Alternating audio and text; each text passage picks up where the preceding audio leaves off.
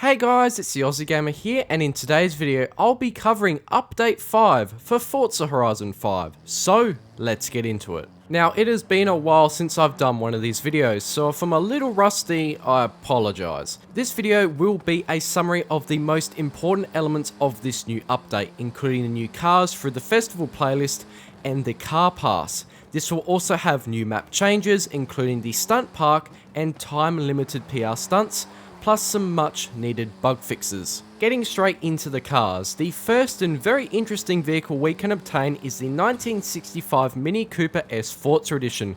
Complete 80 points in this series and you get the car. What is very interesting is that it's not in the same class as the original variant and also is fully electric. The stock variant is in the Classic Rally class, while this Forza Edition is in the Super Hot Hatch. Getting into the summer season, the next new car to FH5 is the KTM Expo GT4.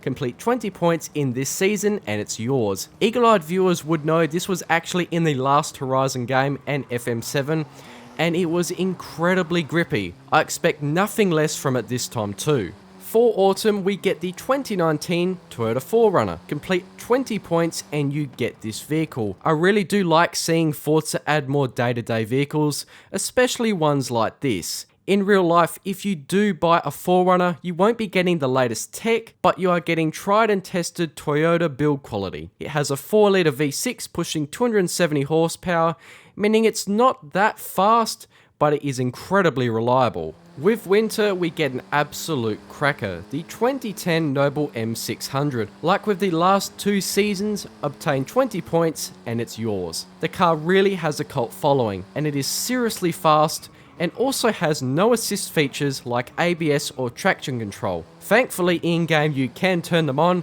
so you won't be finding yourself losing control in the nearest field. Last but very not least in the festival playlist rewards, we get the 2020 Nissan GT-R Nismo. As prior, obtain 20 points, and you've got this car. It feels like forever since we've got a new GT-R, and that's kind of correct. Forza Horizon 3 introduced the 2017 GT-R, and now we have the hottest variant available. It bumps up the power from 565 to 600 horsepower. It has been sport with many carbon fiber components, including the roof and bumpers, but is still a heavy car. Another awesome addition is the Charge widebody kit. I haven't seen many people cover this, so I wanted to bring it to light. Regarding the car pass, if you have bought it, there are 4 more vehicles to get. In week 1, aka the summer season, we can get the 1986 Ford Mustang SVO. This is the complete opposite of a sleeper.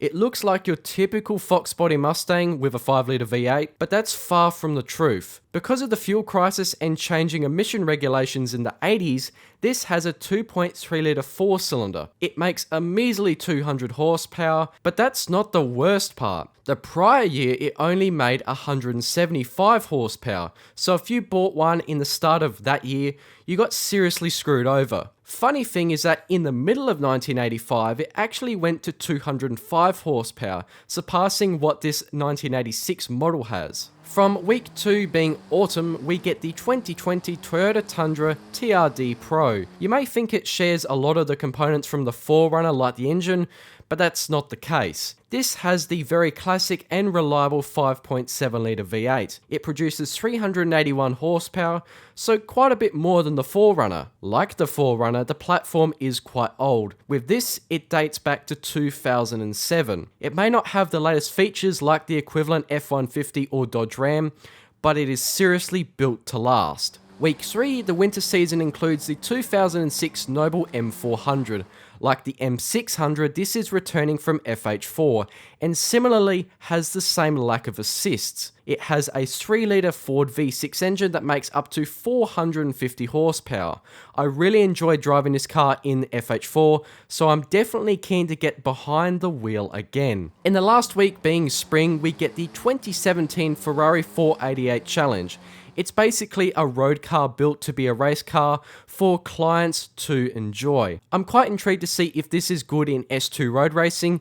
You may be able to get it in S1 with some rally tyres, but we'll have to see. So that's the new cars coming to this update. Now let's go through the world changes, starting off with the new PR Stunt Carnival. The arena is now a massive stunt park. This will be in free roam like the ice rink, so you can enjoy it with your friends. Each week, new PR stunts will also be added. There will be one of each type, for example like a speed zone, a danger sign, a trailblazer, or a speed trap. In total, there will be 16 new PR stunts. The speed zones will stay, while the others will actually be going after Series 5. Event Lab also has some much needed changes. There are many more props that have been added, including seasonal ones like the Christmas trees. You will also be able to edit the starting line instead of needing to wait for the first checkpoint. Regarding bug fixes, the Horizon Tour will not automatically complete itself anymore. Headlights will work correctly in online racing. The livery editor has been optimized. The day won't change while in photo mode anymore, and the traffic will sync better